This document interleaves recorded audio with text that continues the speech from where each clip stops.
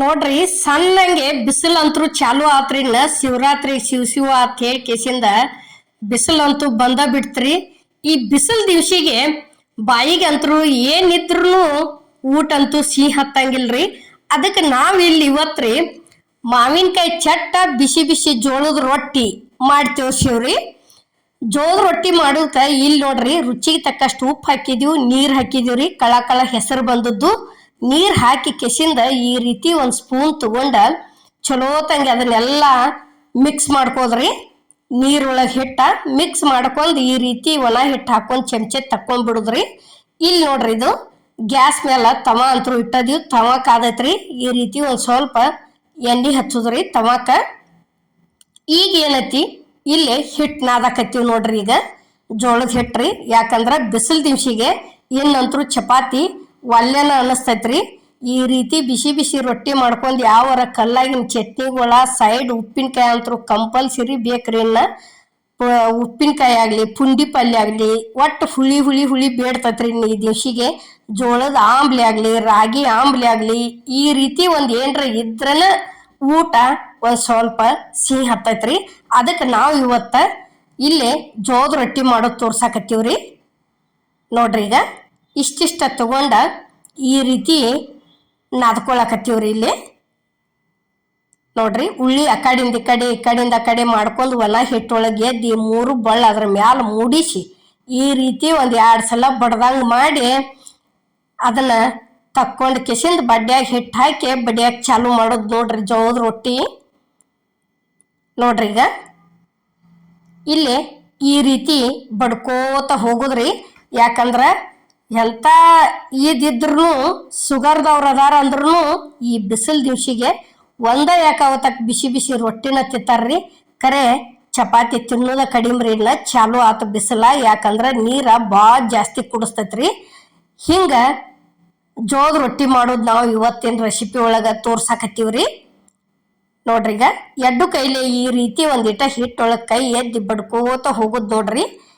ಈಗ ರೊಟ್ಟಿ ಪೂರ್ತಿ ದ್ವಾಡ್ದಾಕೋತ ಬರಾಕತೈತಿ ನೋಡ್ರಿ. ಇಲ್ಲಿ ಎಡಗೈಲೆ ಇತ್ತಾಗ ಸರ್ಸುದ್ರಿ, ಬಲಗೈಲೆ ಜಕ್ಕೊಳ್ದು ಈ ರೀತಿ ಬಡದ್ ಕೆಸಿಂದ ಇಲ್ಲಿ ಗ್ಯಾಸ್ ಮೇಲೆ ತವ ಅಂತೂ ಕಾದೈತ್ರಿ.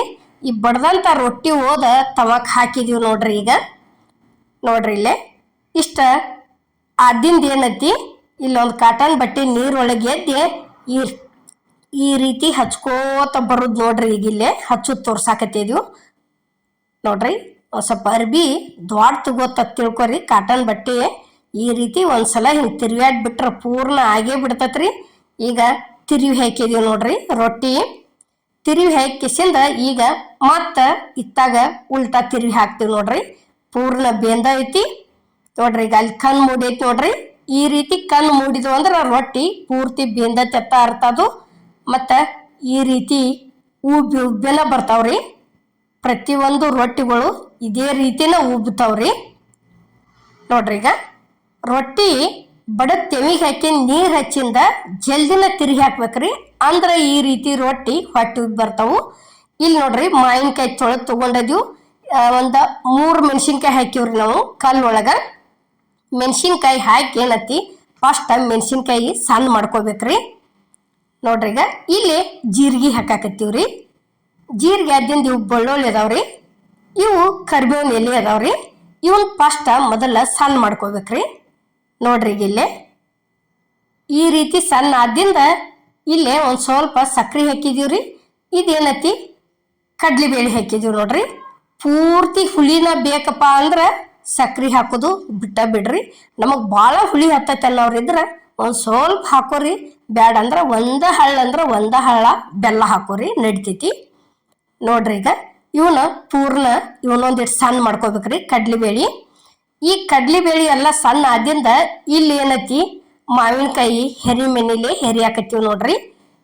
ನೋಡ್ರಿ ಇವು ಮಾವಿನಕಾಯಿ ನಮ್ಮಲ್ಲೇ ಗಿಡ ಅದಾವ್ರಿ. ಒಂದು ಗೋವಾ ಮಾವಿನಕಾಯಿದು ಐತಿ, ಒಂದ ಇದು ಹುಳಿ ಮಾವಿನಕಾಯಿದು ಐತ್ರಿ.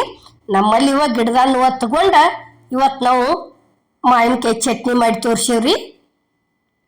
ನೋಡ್ರಿ ಈಗ ಈ ರೀತಿ ಇಷ್ಟ ಆತಂದ್ರ ಅಷ್ಟ ಕಡ್ಲಿ ಬೇಳೆಗೆ ಕರೆಕ್ಟ್ ಆಕತ್ರಿ.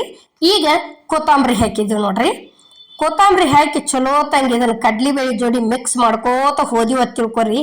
ಬಿಸಿ ಬಿಸಿ ಈಗ ಏನ್ ಮಾಡಿ ತೋರ್ಸಿದಿವ್ರಲ್ಲ ಆ ರೀತಿ ಬಿಸಿ ಬಿಸಿ ರೊಟ್ಯಾಗ 2 ತಿನ್ನೋರ್ ಎಂತ ಬಿಸಿಲೈತೆ ಅಂದ್ರು 2 ಬಿಟ್ಟು 4 ರೊಟ್ಟಿ ತಿಂತಾರ್ರಿ. ಈ ರೀತಿ ಚಟ್ನಿಗಳಿದ್ರ ಭಾರಿ ಬೆಸ್ಟ್ ಆಕತ್ರಿ ಊಟ ಅಂತರು. ಇನ್ನಂತರು ಈ ದಿವ್ಸಿಗೆ ಈ ರೀತಿ ಹುಳಿನ ಬೇಕ್ರಿ. ಇನ್ನ ಯಾವ್ಯಾವ ಏನೇನ್ ಹಾಕ್ಬೇಕ್ರಲ್ಲ ಈ ಸೀಸನ್ಕ್ ಬ್ಯಾಸ್ಗಿ ಸೀಸನ್ಕ ಎಲ್ಲಾ ತರ ತೋರಿಸ್ಕೊತ ಹೋಗ್ತೀವ್ರಿ. ಇನ್ನ ಉಪ್ಪಿನಕಾಯಿಗಳಾಗ್ಲಿ, ಮಾವಿನಕಾಯಿವು, ಎಲ್ಲಾ ತರ ಉಪ್ಪಿನಕಾಯಿ, ನಿಂಬೆ ಹಣ್ಣಿನು ಪ್ರತಿಯೊಂದು ಹಾಕಿ ತೋರಿಸ್ತೀವ್ರಿ. ಈಗ ನೋಡ್ರಿ ಇಲ್ಲೇ ಚಟ್ನಿ ಅಂತೂ ರೆಡಿ ಆತು. ಇಲ್ಲೇ ಬೋಲಿಗೆ ಸರ್ವ್ ಮಾಡಾಕತ್ತೀವ್ರಿ. ಈ ಬಿಸಿ ಬಿಸಿ ಜೋಳದ ರೊಟ್ಟಿ, ಮಾವಿನಕಾಯಿ ಚಟ್ನಿ ನಾವು ಮಾಡುವಂತ ವಿಡಿಯೋ ನಿಮ್ಗ ಇಷ್ಟ ಆಗೈತೆ ಅನ್ಕೋತನ್ರಿ. ಇಷ್ಟ ಆಗಿದ್ರ ಲೈಕ್ ಮಾಡಿ, ಶೇರ್ ಮಾಡಿ, ಕಮೆಂಟ್ ಮಾಡಿ, ಸಬ್ಸ್ಕ್ರೈಬ್ ಮಾಡಿ. ಇದೇ ರೀತಿ ಅಮ್ಮನ ಅಡುಗೆ ಚಾನಲ್ಗೆ ಸಪೋರ್ಟ್ ಮಾಡಿ. ಎಲ್ಲರಿಗೂ ನಮಸ್ಕಾರ.